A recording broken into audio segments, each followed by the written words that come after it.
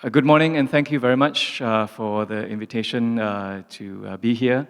I just want to share with you on the field that I'm in the Department of Development Studies, which is interdisciplinary, although my training is mostly in economics.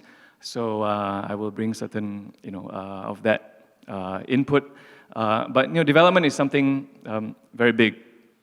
I just hope to share a bit to help us to make sense, and as well as thinking about, as well as to share some thoughts on how our thinking of development can be impactful on society.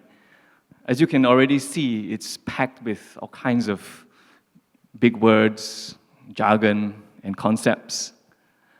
I will not bombard us with that yet. I just want to start on a more personal note, and I brought this book here. I chose this book not because of its color, although that's probably a divine coincidence. It's called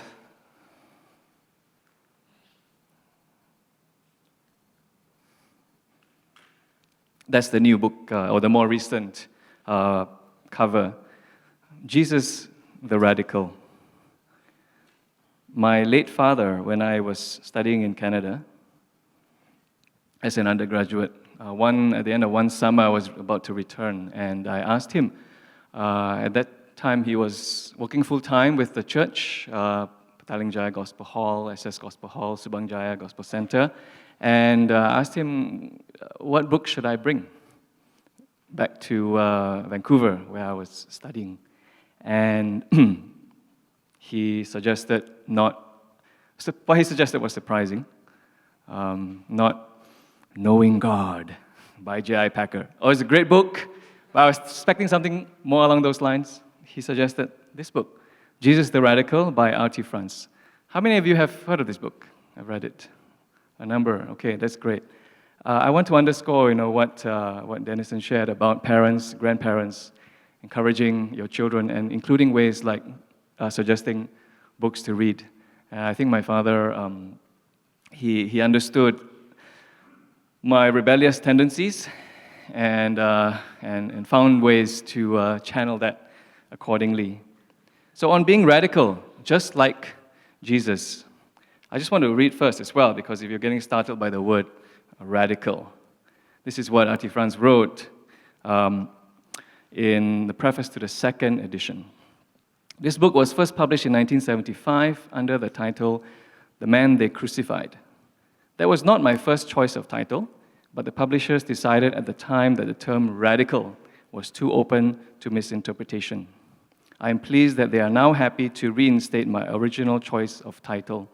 Radicals still have a bad image in some circles, but I trust that my portrait of Jesus will make clear that I am using the word in the more honorable sense, which rightly belongs to it. Can be defined differently, but I think it's capturing the sense of questioning the norms, being different, being distinctive, being salt and light. And so just a quote to read. A word that sums up Jesus' attitude to society and its conventions is the good old-fashioned term compassion. The Greek verb refers literally to the entrails, which were regarded as the seat of emotion, in the same way that we speak of the heart. We might paraphrase, to be churned up inside. Jesus was churned up inside at the sight of a leper's deformity, of a widow's grief, of a crowd of people like sheep without a shepherd, of a crowd with nothing to eat.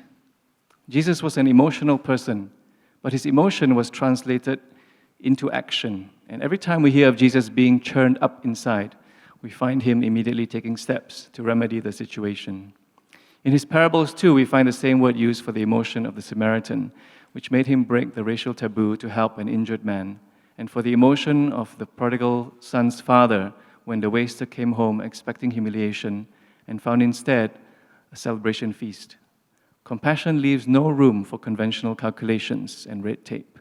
Jesus was a man of compassion, and so the barriers gave way. Find out more if you can get a hand on this book. Before we get into the bigger picture, the big ideas, I think we need to connect and personalize and internalize this thing called development. And to follow up on that quote, what gets you churned up inside? There are many, many issues related to development, globally, in Malaysia, but I'm sure that there are some that we identify particularly more, especially with, such as, and here I want to get us to think, but also expand our horizons, look beyond convention. Poverty, perhaps. We see poverty. Does that get your blood boiling? Is it the kind of issue that gets your heart racing or the tears start to flow? But there's more than just maybe what we see conventionally, income, as in terms of poverty, right, where we tend to see it as income-based, which is true. But we could broaden as well our perspective to include poverty of capability, poverty of opportunity, inequality, okay, certainly an issue raging in these times. There are many forms of inequality that we see. Perhaps the class type, which is most conspicuous, super rich and very poor. But there's also ethnicity, gender inequality. Injustice, I think sometimes we feel it, there's injustice towards us, towards our experiences of unequal citizenship, perhaps injustice towards others. Discrimination, and here we can apply also the same kind of categorizations, that there are different forms, discrimination by class, ethnicity, gender. Okay? What are the issues that get you churned up inside? Dwell on that, but also broaden your horizons. Marginalization or disadvantage. There are groups that are on the margins of society and experiencing what we call a vicious cycle, with low income, compounded by poor schooling, poor health. So from generation to generation, it repeats. So health is involved there, education. It's not all just about income, although I think our national discourse and public discourse tends to focus a lot on income. Greed, corruption, abuse of power, oppression, okay? Lack of freedom. These are certainly, reverberating these days. Maybe our focus has tended to be a lot more on these perpetrated by government, and legitimately so. But is that the only issue and the only problem related to development? These can be perpetrated by corporations, okay, by economic systems in general. This is not an exhaustive list, but some of the, I think, major issues of our time, and of course we cannot ignore environmental destruction, climate change. There may be some among us here for whom that is an issue that is very close to your heart. And again, some of the implications of that is that where is government responsibility or has negated its responsibility? What's the role of corporations? What's the role of consumer society? All of us. So these are all related to development. Okay? I just give a bit of time to absorb, and I think you can begin to see, and this will be leading us towards some of the formal views and the way it has been conceptualized. It's much related to standards of living, right? and striving to improve that, to have higher income, but also the issue of justice and inequality, as well as a third very major issue of sustainability. that our path to development is not going to only meet present needs, but also of the future.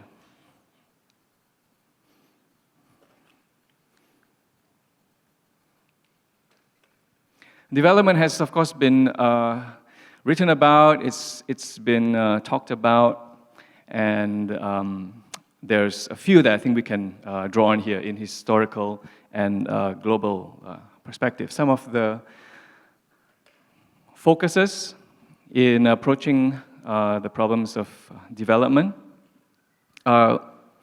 Economic growth, okay, is one of the, there's been a bias towards focusing on economic growth referring to GDP, right, and translating into higher income. And that had quite, I'm walking us through time a little bit here from the post-World War II period. So this is in, as I said, global perspective, where these were some of the leading ideas in development. And with economic growth, the focus on getting industrialization started in countries like Malaysia at that time, very low income where they had high poverty. So I think understandably there was that focus on generating economic growth. But over time, it was also inadequate. The inadequacies became more apparent. And so the idea of development as something that needs to be focused on providing basic needs, right? And basic needs in capital letters there because it was a publication, it was a certain concept in the 70s, because economic growth, if it's not translating into provision of basic needs, what is the point? So it's not to say that you don't have economic growth, but economic growth has to be focused on providing basic needs because there was still widespread poverty. These are building on each other, they're not exclusive, not to say that one is denying the relevance of the other, but they are building on each other. And I think a lot of what we a certain consensus today, and Denison had mentioned with the thinking even in Malaysia that we'll see soon, is influenced by the UN Development Program, UNDP, and some philosophers and leading thinkers like Amartya Sen, broadly encapsulated under human development. So here, the focus is cast not on just increasing income or merely providing basic needs, but beyond that, that development should be about expanding capabilities and choices. Income is not the end, and economic growth is not the end, but just the means towards human development. Okay? Economic growth provides more resources for education, for health, so that there's more capabilities and more choices, so that children are not bound to have to follow in the career of their parents, but can choose study and career choices, to give an example. Okay? It's also that the idea that poverty is limiting capabilities and choices. It's multidimensional, including economic, social, and political. So we see from here, from the 90s, where what we call the Human Development Reports began to be published in 1990, and in development thinking and policies around the world, and including, I would say, in Malaysia, this broadening of the mindset has taken place. Equitable distribution of opportunities and benefits is also integral to human development. One term that has become quite popular, with Amartya Sen writing a book called Development as Freedom. So if we were to ask, or if he were to be asked what ultimately is development all about, then his answer, one of the answers is freedom. Okay? It goes back to having more capabilities, more choices, and hence more freedom. Sustainable development, this is the, a standard, iconic definition provided by the, what's called the Brundtland Commission. I think it was 1987, which wrote a book called Our Common Future. Development that meets the needs of the present without compromising the ability of future generations to meet their own needs. Okay? So it has been thought about. I think these are a sampling of some of the leading approaches and definitions of development. And I hope you can resonate as well with what was presented just now. What are the issues that get you churned up inside? I think they can be related to this.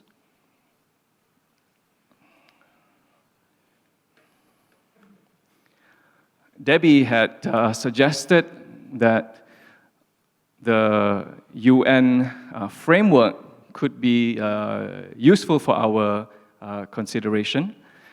I mean, the UN, has representation from around the world, people of all faiths. There will be Christians, there's Muslims, Buddhists, Hindus, right? And I think have strived at some consensus about what is very important for development in the world. So, there is, I think, a lot that Christians as well that we could identify with here. I'm not going to go through all of them, but I think this would just give us a sense of development, globally. What were the priorities that were set out in 2000 until 2015? Eradicate extreme hunger and poverty, universal primary education, gender equality, child mortality, maternal health, HIV/AIDS, environmental sustainability, global partnership for development. I think one of the benefits about knowing this is to put maybe our pursuits, what we're doing. Sometimes it can be at a very local level, being involved in a development project, being involved in some kind of work that is benefiting groups and communities, to see that it is part of something bigger, and to see as well that these issues are interrelated. Poverty reduction, income growth, justice and inequality, those issues, and sustainability. One thing we can notice about the development goals is that, well, they've concluded in 2015, and as well they were dealing with more basic, in general we could say more basic issues like, poverty, HIV, maternal health. And for Malaysia and some of these middle-income countries, it was not so much, I think, scratching where we itch or really, hitting the kind of needs because they were largely or already met. We've moved on in this year, and in fact, sometime in September, there will be a huge UN convention, and they are going to endorse this. I don't foresee that, in terms of the overall objectives, there will be very major change. But this is the next 15 years, right, under the auspices of the UN. Yeah, please go ahead and take photographs because you're going to have to stare at them a bit longer. Again, I'm not going to go through it, right? But just to give us a sense of the kind of issues and to point out a few, like goal number 4, that as the kind of hardcore poverty or basic provisions are being met, these are the kinds of issues that are resonating in development, and especially for Malaysia. Inclusive and equitable quality education. So it's not just about going to school, but having good school, okay? And differences in quality of education is something that has I think, increasing impact on a person's the trajectory you're on, right? And in terms of the opportunities that open up to you later. Gender equality, okay, continues to be there. Affordable, sustainable energy. So the issues of climate change and sustainable development are increasingly present. I feel that, Malaysia's, the current, the weather this year and in July was recorded as the hottest ever in history, should be sounding a wake-up call to us. Okay? We like to talk about, it's always, our weather is always hot and humid, but it's just been oppressively hot and oppressively humid. It's not just the same. It is getting worse. So I'm just trying to prod those who feel for the issue of sustainable development and all that. And I think we are very, very wrapped up in the issues of Bersih and so on, in which there was an omission, but it is something of critical importance, environment. There's more. So the world is a big place, and I think the dialogue and discussion about sustainable development goals as well. You can imagine 6 billion people and being represented by governments and so on, and trying to arrive at a set of goals. So now there's 17 of them. You can see that sustainable development, all right, is occupying quite a lot. I think that is a reflection, and again, not something that we shouldn't take for granted in Malaysia. I think I do want to move on, okay, as something that you can easily find out more information for yourself as well online.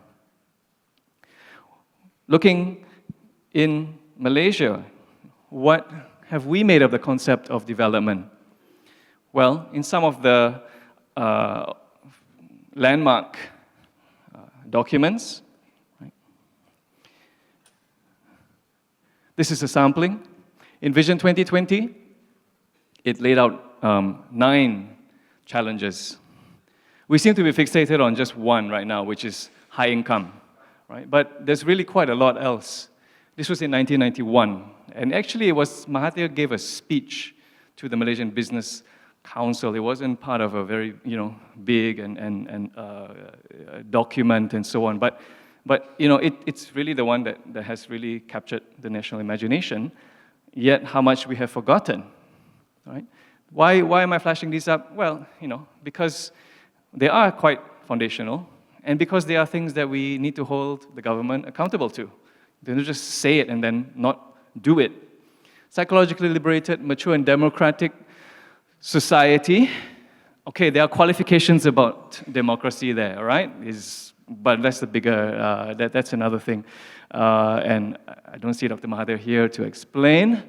Moral and ethical society, okay, scientific progress, caring, economically just, prosperous society. That was Vision 2020. Let's not just cherry pick and just choose the ones that are more comfortable, but that was the full expression of it.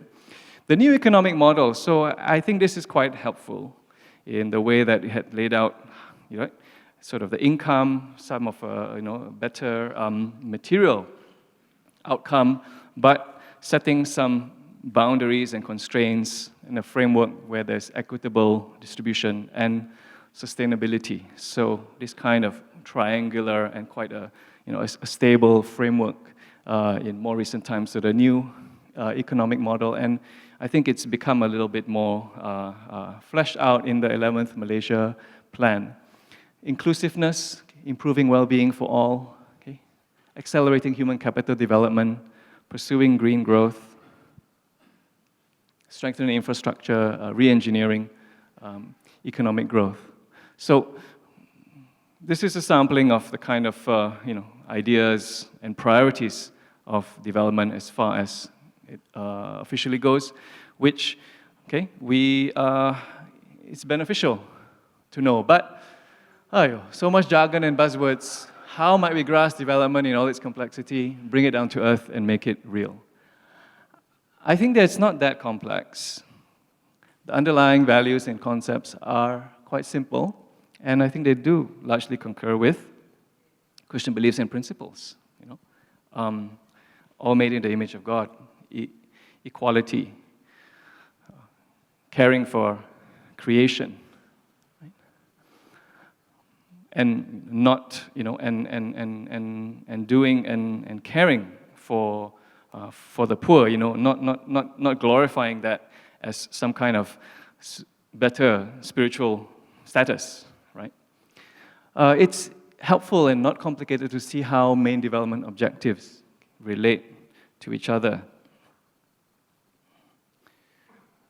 Economic growth can bring benefits, but it must be generated in a way that doesn't spoil the future. And it must be distributed in a fair manner. That's basically that, right? Triangular. Yes, have more, but make sure it's fairly distributed and make sure it just doesn't destroy the future, all right?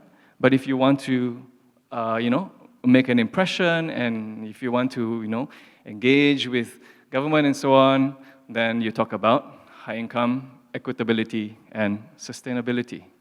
But and also fair distribution can lead to more participation, which ultimately is more likely to be sustainable. Okay? Return to your values, your interests, and affinities. So focus on what gets you churned up. It can be overwhelming, but I think for the particular issues that resonate with us, right? Dwell on it. At the same time, be aware of how the issues are interrelated. And I think put the ideas in your own words. So it's more important to grasp the concept than to use the particular language, right? So equitability is a big word. It's basically about fairness, right? It's not about absolute equality in that everybody, earning exactly the same, but there needs to be fairness in the ways that people are earning income and are being rewarded for work. Okay. So I will conclude with this slide. Talk about making sense, some ideas about development globally, historically, and the ways it's been thought about in Malaysia. How to perhaps think about development in ways that can make impact. Go back to the quote from the book, Jesus the Radical. Be rooted in compassion and broad in perspective. See from the perspective of the underprivileged, the disadvantaged, the excluded communities, right? And the beneficiaries, or even the beneficiaries of underperforming development programs. Here I'm kind of touching on, issue that's, I suppose, issue of the times and a contentious one in terms of, how we handle, how we respond to the affirmative action programs, the, pro-Bumiputra, pro-Malay. I think the Christian community can stand out, okay? Because any minority group can complain about the unfairness, can complain about not having the same access. That's a reality, like to scholarships and so on. Okay? But I think a community that can stand out by saying that, entering into their shoes and trying to see from the perspective, because there is a majority community that is benefiting from a system that is not serving them well. And we can either say that we should have more of the positions that you're getting, or we can take the view that this system is not really empowering the Malays and the Bumiputras as it should, and we want to support it so that it is more empowering. Only when it is more empowering can we ever, contemplate that the preferences can be removed. Okay, I'm happy to talk about that more later. But moving on, be informed, principled, respectful, consistent, and bold. So know the frameworks so that we can hold government accountable. Sometimes we need to speak uncomfortable truths as well, and to confront power. It is quite stark and on some of the democracy and political issues, but I think sometimes it might also relate to issues under the purview of development. And again, not necessarily confronting government. Okay? We complain a lot about, I think, also discrimination that people face, that minorities that we would face in government, in terms of the services and employment. Okay? But discrimination can also exist in other spheres, in the private sector, okay? And in other ways as well. So if we want to, one of the ways to be consistent is to ask the same questions in principle everywhere, and about ourselves too. Sometimes it's subtle. It's not that people are prejudiced or racist, but maybe we're in a certain comfort zone, okay, that we need to get out of. Be mindful of structures of inequality, disadvantage, privilege, and I think starting with ourselves as middle-class urbanites. It can be quite subtle, and a lot of things that we take for granted because, hey, we're not rich, we're not upper class, right? But to be born into, like for some of me, like myself, English-speaking family and all, those give a lot of advantages that should make us pause before we simply say, oh, come on, just brush up on your English, okay? And something that I've become quite painfully aware working in the university, okay, that there's such a gap. There are certain disadvantages and handicaps for university students, and I cannot just feed them and require them pile on assignments for them to do because they're just incapable of doing a lot of written assignments in English. Be conscious of power relations and the political context. So socioeconomic development is intertwined with democratization and political maturity.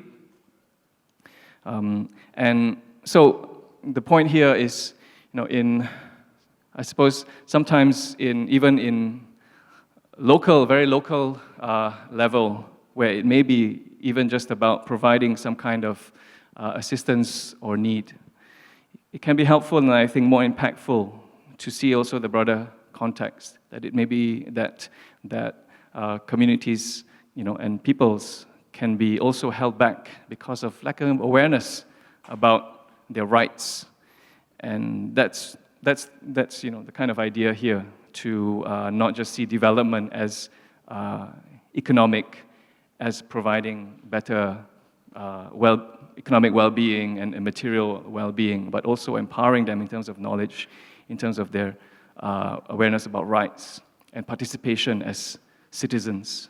Okay. So I thank you for listening, and will leave us with these thoughts.